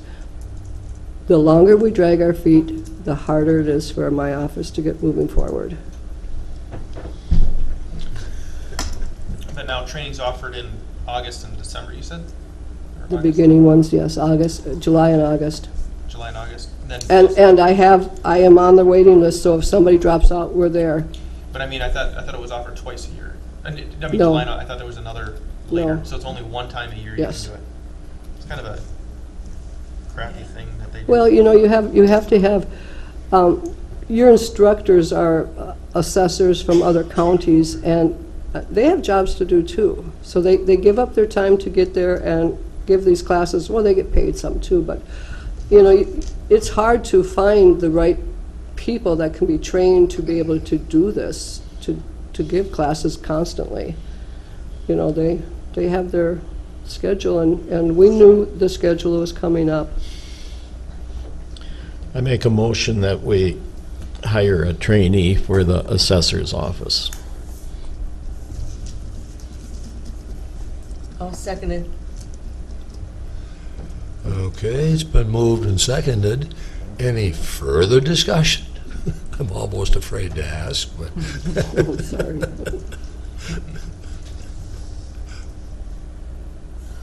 Carol, did you have your, Oh, no, actually, I was just okay? stretching, but I saw a motion out of the I corner of do. my eye. One point on discussion, can we afford 6 people in that office at this time? I mean, it's not budgeted for, right? Well, we're not paying Mike Cost right now. And Mike Paulson has quit, and so Leilani has taken Mike Paulson's, and we're not paying Mike Cost. I think he left in January. So you think you could stay under this year's budget with a trainee? The salaries would be comparable. I'm thinking they would be close. But Michelle technically is Exactly. She's getting some of hers is being paid through the auditor's office too right now. right. Okay.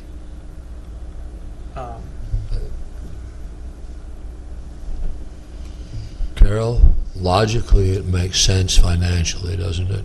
yeah, it would cover itself. It would- Yeah, Budget would okay. cover itself. I can, more thoroughly look at it. But it's within at least a tolerance that it's not going to. Put them over. It's not like it's going to be $60,000 or $70,000 off or something like that. Yeah, Right. yeah. And I do believe that this would be one of the approaches, or the best really approach to getting it done. There is a possibility that if we don't get in on some kind of, we would be ordered by the state to do a full appraisal, which has happened in counties. Yeah. No, I know we need to get, I was just looking at what's the best, fastest way Yeah. to get ourselves to the position we need to be in as quick as we can. Well, one thing that we did not mention is Michelle and Luke will, I'm pretty certain they will pass their test, they're very sharp people, and become CMAs in August, September, that they'll be, Michelle obviously will not be in the office until later in the year when she has things under control and can be. But Carl and Luke can take these trainees out and help them learn faster. And we proved ourselves last year when Michelle and Luke went with the Vanguard representative, that with our laptops and with 2 people out there, the job can get done faster than one person going out, coming back and re-entering the information, our old system. So I think that if we got 2 more trainees, we actually would be able to go out there and work faster. And right now, on our agenda for this year, from the state, we have to get Brownsville City done, Eitzen City done. There's another township. I mean, it's starting to build up to where we have to have people out there. And it might end up where I have to go out there just to get our work done, which will mean some of Begs my work. another question back to the GIS, you know, What about it? is that too much of a load? Should No. that be taken in help? if that No, was I someplace can, else? I can honestly tell you that in our office, we barely realize that we are holding the GIS department also. Michelle, would you, do you have a comment on that? You're right in it. There's minimal queries or requests for assistance or whatnot through the channels we set up going forward. Changing that wouldn't save enough to save any real, It's been minimal. okay.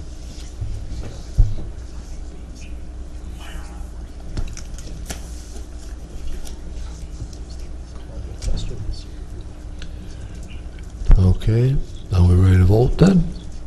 All those in favor signify by saying aye. Aye. Aye. Those- Sorry. We're having sidebar conversation up here. Didn't mean to cut you off there. Okay, and Thank you, guys. those opposed? So motion carried. Thank you, Cindy. Thank you, Ann. Now, on to Ann's next item. This will probably take longer. I hope not. I dispatched that someone pushed a panic button alarm in here, but there doesn't appear to be a panic in here, right? Oh. I don't know. Jack?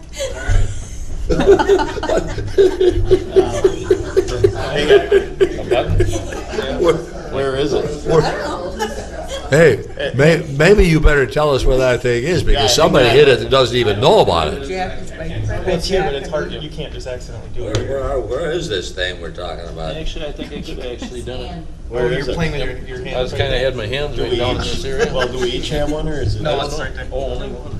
I thought there were 2. Oh, thanks, guys. That's it there. I thought there were 2 of them too. I didn't know what they're here for. Live and learn. On the agenda? Cindy was Oh, gonna get there's rolling. one here too. Yeah, there should be 2 up here. Oh, Oh, On the okay. corner pieces. it's just all back. See if yours works. Mine does. I was looking, because I thought that Bets was gonna make a public comment. It's like, Okay, well, I guess we're not quite finished with this assessor's vacancy yet. We do, I just want to mention, we probably wouldn't have to advertise for this position. We should hopefully be able to utilize the pool of applicants that we both have, Yep. or that we Just currently did. have. That's good. excuse me. That way. Okay. Okay, next thing I have, and I am very happy to request the reinstatement of Darlene Peter to the position of Deputy Auditor License Center Clerk. This would be effective June 11th, 2018, at step 5 of the appropriate comparable worth band. Well, you just need a motion to approve We need a motion to approve reinstating. reinstating. her. I'll Yes. move to reinstate Darlene Peters at step 5 in the Auditor's License Center office. Second. Moved and seconded. Any discussion? All those in favor, aye. Aye. Those opposed, motion carried. And Hey, that didn't take anywhere near as much time as I thought it was gonna do. a couple of additional add-on items there. And this has all been talked over with the AFSCME union, and they were in agreement. We're pretty much putting her back to where she was when she left. So I am also asking for approval to set her vacation accrual back to where it was, which is 5.54 hours per pay period. And also to restore the balance, her prior sick leave balance, just with the understanding that she's already had the 50% cash payout, which per the union contract, and since that has already taken place, that cannot happen again upon her future separation of employment. There could be no cash payouts for sick leave at all. Right, because she's already had Right. her payout on that. Okay. So we just need an approval on those two items then as well. So moved. Second. All those in favor? Aye. Those opposed, motion carried. And the last thing I have, Sheriff's Deputy Zachary Swedberg is nearing the end of his 1-year probationary period, and we are just asking to have him move to regular status effective May 30th of 2018. I'll make a motion to approve Zach Swedberg from probationary to full-time? To Oh, regular status. To regular status. Yeah, second. Moved and seconded. All those, any discussion? All those in favor, aye. Aye. Those opposed, motion carried. All right. Thank you. Thank you, Ann. Ann. Approve claims, human service, and license center disbursements. I'll make a motion to approve the claims. Second. Motion made and seconded. All those in favor, aye. Aye. Those opposed, motion carried. Consent agenda items.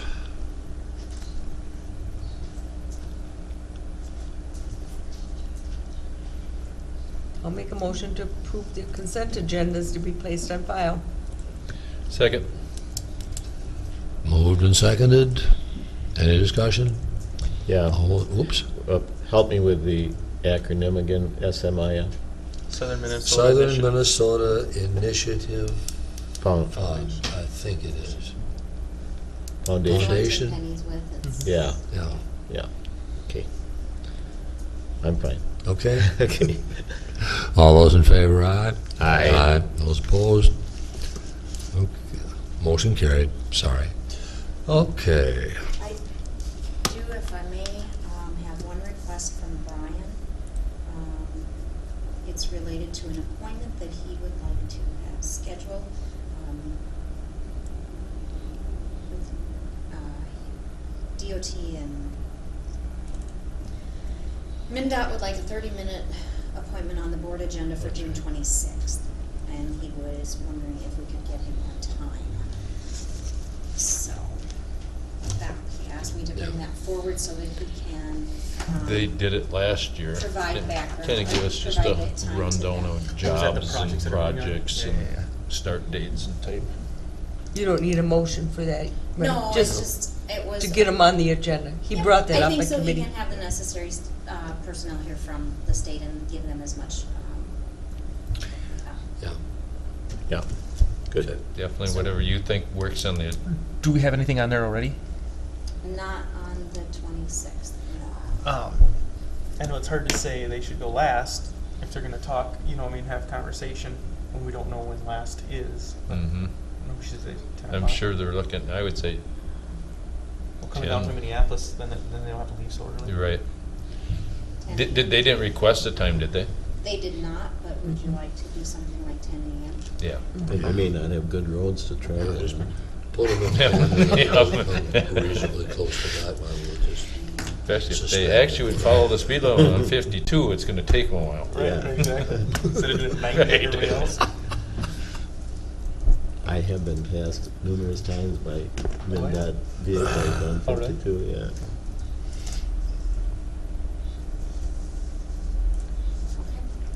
Thank you. Yeah, we got talked to as a MinDOT employees many times about, Okay. don't look good when. Then we MinDOT go to employees commissioner would be- reports and you have to comments. state shop right there. I was gonna bring up about the June 26th already, but that's okay because it was brought up at committee.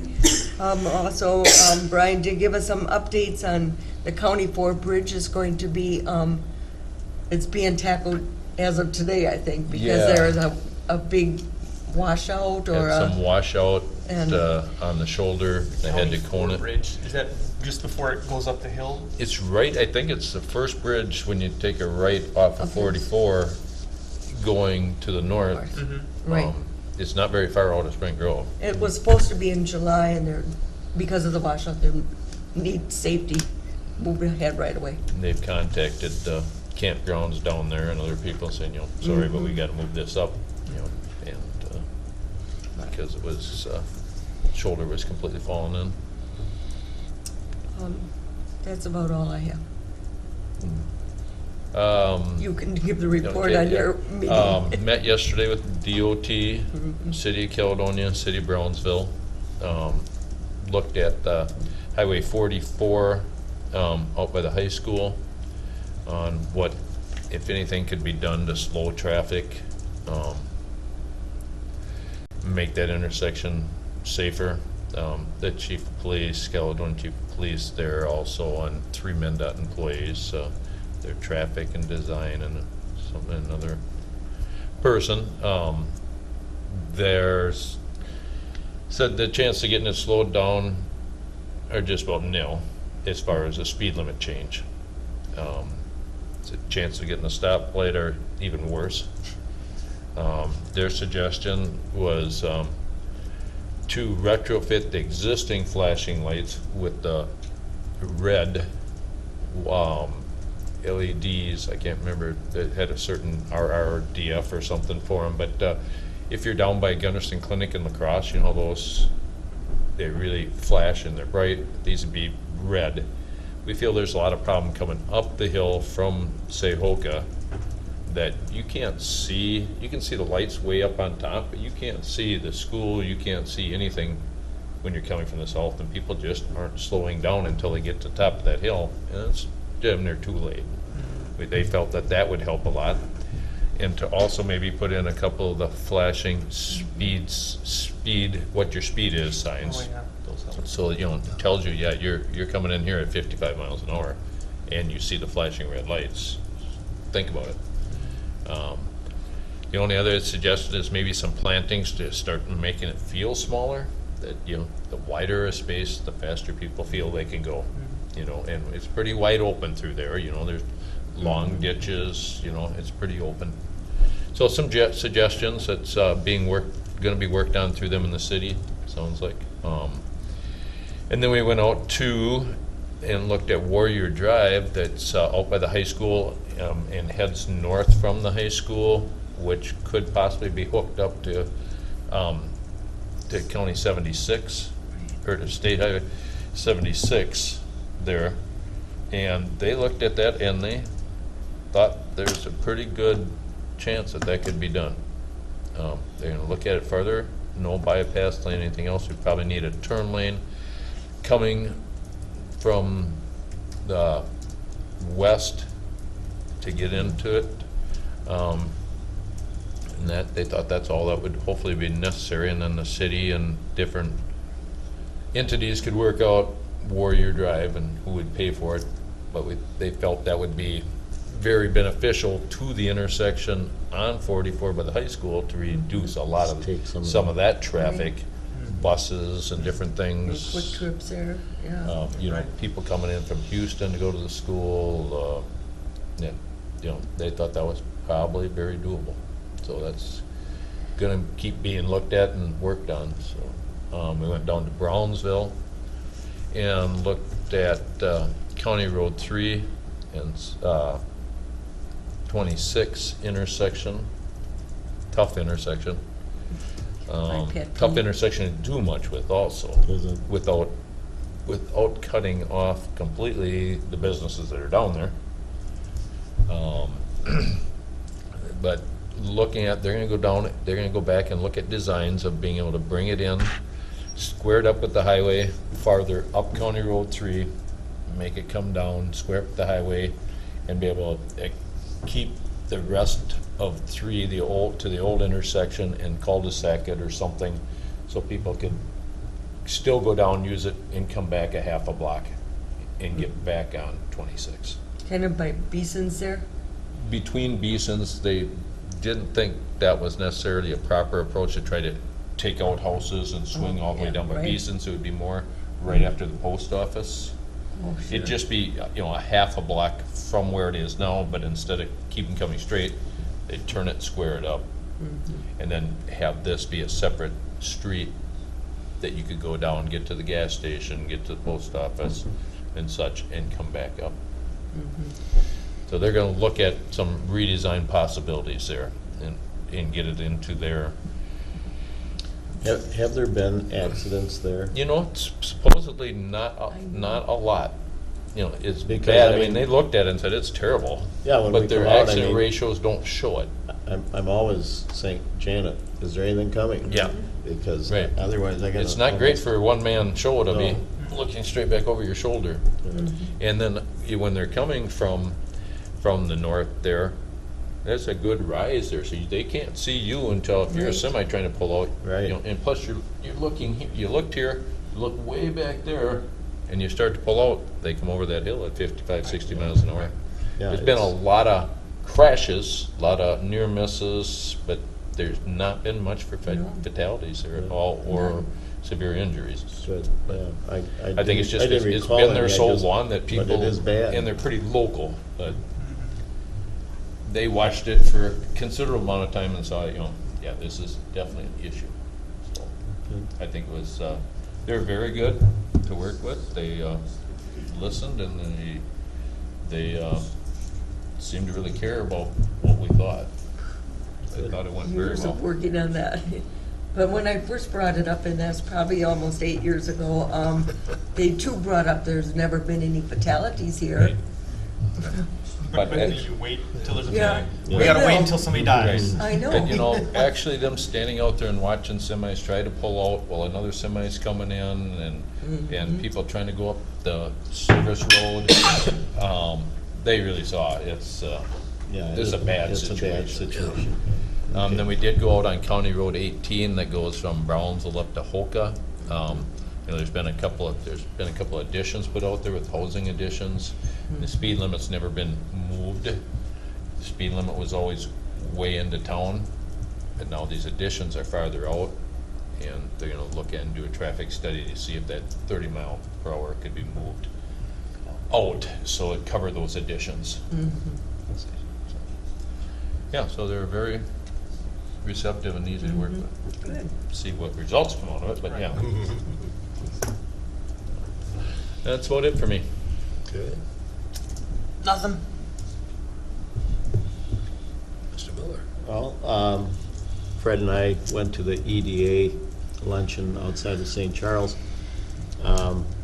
Good meeting. A lot of information that, and I think we're working with the right person with Courtney and, And the right organization. yeah, they are very, very active, and I think it's bodes well for future in terms of trying to generate more economic development, so, I've really heard good things. yeah. people say, they've never really heard of it before, and all of a sudden, You're hearing lots of it, yep, I've people are heard that hearing too. about it, knowing that it's out there, Well, that's the important thing, I think, is just get people aware that, hey, if you want to do something, there's some help here. Yeah, you know. and even if it's not financial, they can walk you through a lot of stuff and help you with. I have one other thing I have to bring up.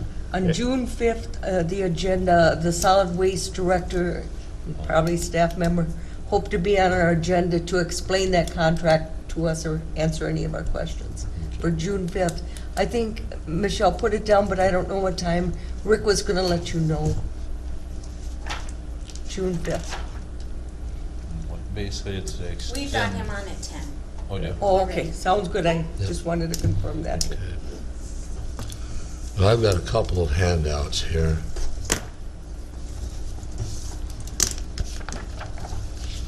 And the first one, let's just get them both out there. Okay.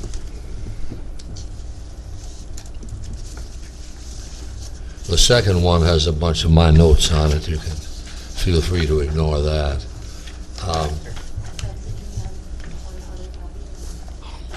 You can have mine when we get done. That'll be fine. I don't know. The first one, the Southeast Minnesota Water Resources Board agreement. It's just a matter of acquainting you with what. Did you need that? That was in there with it. I'm assuming that's. Oh, okay, thank you. That's just a matter of acquainting you with what's going on there, governance-wise.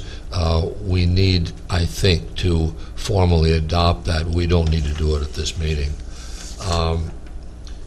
The big thing there, big, not really, but under A, Southeast Minnesota Water Resources Board, A, composition, Joint Powers Board shall have the following composition: 1 elected commissioner representative and 1 alternative or alternate, whatever they wind up with there, appointed by each county board from member counties. They've been operating for several years with 2 people elected from each county. Nobody ever really interpreted it that way until somebody realized that if we have 2 people there, we get 2 votes, the way this thing is written.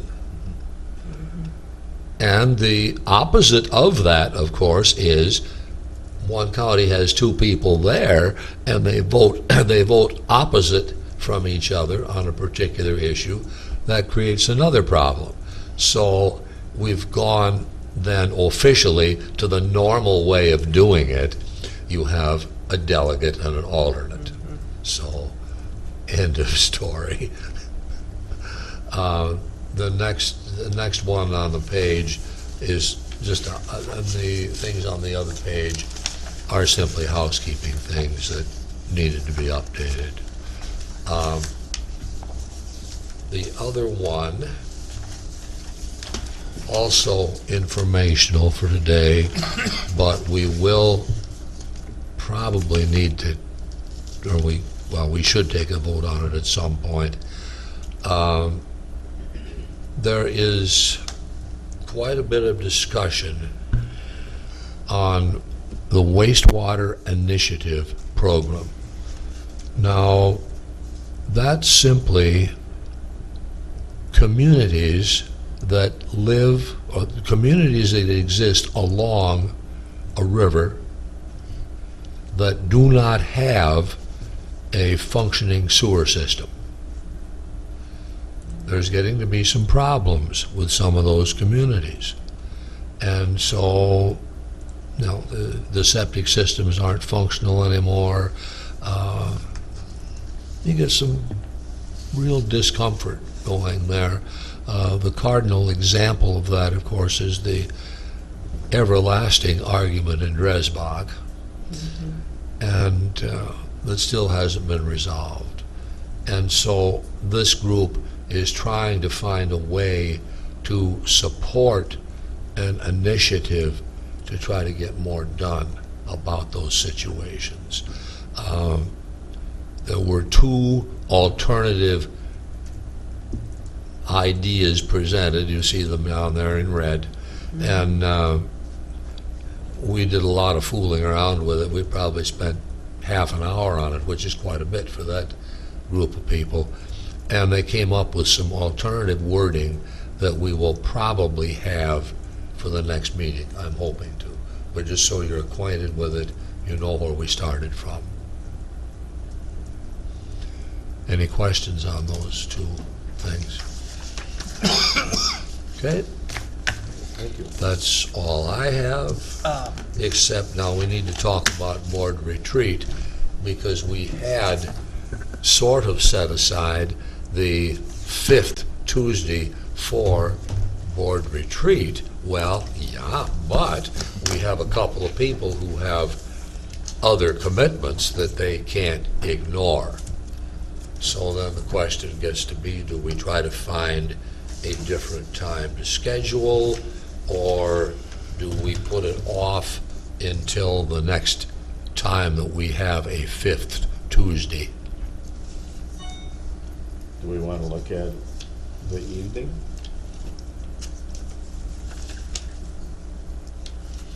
I would rather look at an evening. I know that the next time we have a 5th Tuesday, I believe, is in July. I'm already booked for that. And we're booked for that one, yeah. And that, according to what Gary sent us, that could be kind of a lengthy session. So I don't see a 5th Tuesday working for quite a while. No. Well, I haven't looked ahead to see what the next 5th Tuesday is, but it's a while I out there. think we could do I don't think it lasts real long, we get together for an hour, and I think it's October quite a bit would be the of other information. month. Thank you. Tuesdays. What would you think about the evening of the 29th, Teresa? Especially if we came to you. I have to go to that Extension Committee joint board meeting with Fillmore County. Yeah, Brad and I were gonna go I'm to that. supposed to be going to that, and I already had That's something That's else. on the 29th too? Yeah. Although that's something that if I had to, I could just say, no, I Well, can't be there. We, So we could pick any evening. Yeah. It doesn't have to be Yeah. Yeah, it doesn't have to be a Tuesday. Tuesday, some other evening. Well, how are people's Wednesday evenings in June? The 30th? Be the 30th? I was talking June rather than May, simply because I have something else on Wednesday nights I'll be gone in May. Wednesday But night. pardon I'll be me? gone that Wednesday. The first one in 30th. June? Oh, Yeah. the Me 30th. too. 30th of May. Well, we're up So it'd to have to be. June, I think. Mhm. What's the first Wednesday? The first June Wednesday is June 6th. I can't make it until the 20th. On Wednesdays. I'm gone for 2 weeks in June. Oh, Okay. This is working out real well. This is not what we're working well at all. I think Uh, board retreats might have to wait. We could do June 20th. Well, evening, if that's a Wednesday. Yeah, I can't. Okay. I'm out. How about the 27th then? That's the next Wednesday. Bingo. As far as I know, I'm okay on that. Yeah, fine, done. Or even the 26th, which is a Tuesday morning meeting, if we want to come back again in the evening, I don't know. Or have it right after our regular board meeting on Tuesday. That would work, wouldn't it? Tuesday An of idea. the, I'd rather, I'd be the actually rather do that. 26th, you after know, we adjourn, we could go to a go s- retreat. Go somewhere and Yeah. have coffee. Why don't we Yeah, tentatively yeah. plan that? Yeah, I think that. I'd rather do I'd rather that do than that come than- back again. than do Okay, it now, in the which morning and Tuesday night. is this? That would be 26th. June 26th. 26, yeah. June 26th, okay. Do you still have department head meetings on the 4th Tuesday? So would you? Yeah, but we Yes. could, I mean, that's, I'm we just- could still Yeah, have I a know, retreat I know. on our own. We wouldn't have to go to department head meeting. Well, if we keep that board meeting, don't schedule anything really late for that day, if we're done We're by done by 11, noon anyway, yeah. we could grab a bite to eat, chat, be done by 1. I mean, like you said, I don't think Mhm. more than an hour just to kind of. Right. An hour retreat's probably about enough. Remember, we do have to post it if you don't hold it Yeah. in conjunction with the Yeah. review meeting, so. Right. Time and place, Yep, exactly. date, time and place, yeah, yeah. So let's just tentatively plan Well, for we that. don't need to know time and place yet. Really. No, 3 but days we in can advance. set the date. It's several, we've got till the 19th to really know. Can we just put on the agenda for the week before, just put a note, board retreat, and we can finalize the Finalize time board and place retreat. the week Yeah, before? yeah, we can finalize it on the 19th. Right. Yeah, okay. I'll have to check posting requirements. We may have to do it on the 5th. Whenever, yeah. Yeah. Just, Yeah, I do have one thing though, if we're done discussing. oh, sure. Okay, so is the board's aware, on the 31st, I'm going to that legislative conference Oh, yeah, deal at that's the White right. House. This is May you're This is talking. May. Yeah, Next okay. week. But I forgot, we don't have a meeting next week, so I should probably discuss. There's going to be, and I haven't gotten an exact itinerary of the plans that's going on, but they had initially said that there would be opportunity to talk to legislators to talk at the federal level. They wanted to hear what are some concerns from the county level that they could help out with. So, I don't know if anybody has any suggestions, anything if you want me to bring up, or get to me on an email of things. And I guess I would encourage department heads too, if anybody's got questions, whether it be public health, human services, whatever, from a federal level that you want me to ask, since we're gonna be given the opportunity. I think there's only 40 people in the state going, so it'll be a pretty small group Yeah. that we should have. And it's from 9:30 to 3:30, so we have ample amount of time to rub Yeah. elbows and talk. So there'd be some good opportunity to talk. I know one of the things that, obviously with agriculture, the farm bill, things that are going on, agriculture is gonna be brought up and stuff, but anything else that anybody can think of specifically that we think the federal government should be aware of to help us out? I think the health and human services is always an issue. Yeah. You know, like our county's aging, is getting to be, and it's gonna get a lot worse, which is gonna keep putting more pressure on health and human services. And, if 26% of all health and human services are coming out of the county, that's gonna get costly. Right. Like I said, it said the adult portion is going up considerably already, and that's just the beginning of Yep. the baby boomers coming. So that'd be a concern of, how are these small counties going to be able to handle this? And, federal dollars would help. Well, all counties. Right. Yeah, all it's counties. Right. countrywide. There are some exceptions, Yep. but not very many. But, in the smaller counties where there's not a large commercial tax base to get up, it's hard. Let me think on that one too, because Yeah, just I, email me Yeah. any questions if you guys think of anything else. Just email me real quick, and then what I'll do is I'll just put it on a spreadsheet of all the questions to ask, and then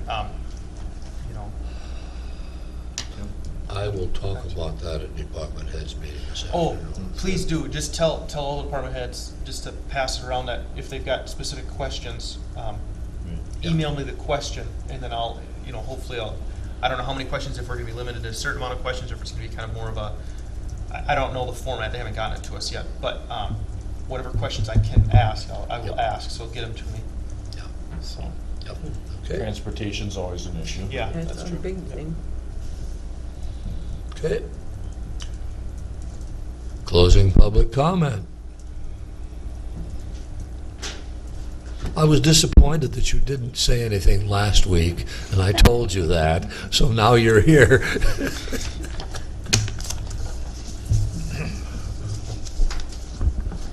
Yvonne Krogstad, Caledonia Township. I don't know if you can do anything about detour signs, but yesterday I was at a meeting in Spring Grove. A lady came from Yucatan, and the road work on County Road 4 the road was already closed for that bridge work, and the road closed sign was just before a road that took off to the west. So this lady took that road, and it's a winding road, and I don't even know where it ends up. She ended up turning around, coming back to County Road 4, and then going east on Gap Drive, which should have been done, you know, if it had been posted, the detour on Gap Drive, and then onto Dairy Road, it takes you right into Spring Grove. Another lady from the Yucatan area had actually called me a couple of days before. She knew the road was going to be closed. Say, Yvonne, how do I get to Spring Grove? So I told her the Gap Drive and the Dairy Road way. Then today, on my way into town, there's going to be a road closure on County 12, but I don't know how I can get onto 44 when they just have the road closed sign right there. So it would be good to have a little direction. Where do I go when I want to get someplace? So if you can maybe pass it on to Brian, I don't know. I'll call Brian and talk about it later today. Okay, very good, thank you. It reminds me of that old song, Did He Ever Return? No, he never returned. He rode forever. Okay. Oh, Bruce, okay. Make a motion to adjourn. Good morning, Commissioners. Good morning. When Mr. Lacker presented the River Soil and Water Conservation District arrangement with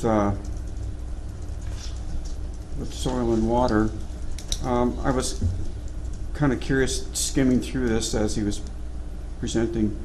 On page 4 of the agreement, item 14, cancellation and termination. This agreement may be canceled by either party at any time with or without cause upon 30 days written notice to the other party. Why the bailout? I'm not sure. What you spent so much time putting this together. Why do we have such an easy egress from this agreement? I don't know if that's standard. Yeah, I was gonna say I don't know if that's anything other than standard. Usually it's a 30-day written notice that we won't on most contracts. I mean, there's no phantom running around behind the scenes here. No. It's kind of, we do that a lot for. It's boilerplate. Yeah. Boilerplate. Yeah. Thank you. Yeah. Thanks. Thank you. Okay. Anything else? Okay. A motion for adjournment is in order. Motion to adjourn. Second. Moved and second, and all in favor, aye. Aye. Nobody's opposed. No, we have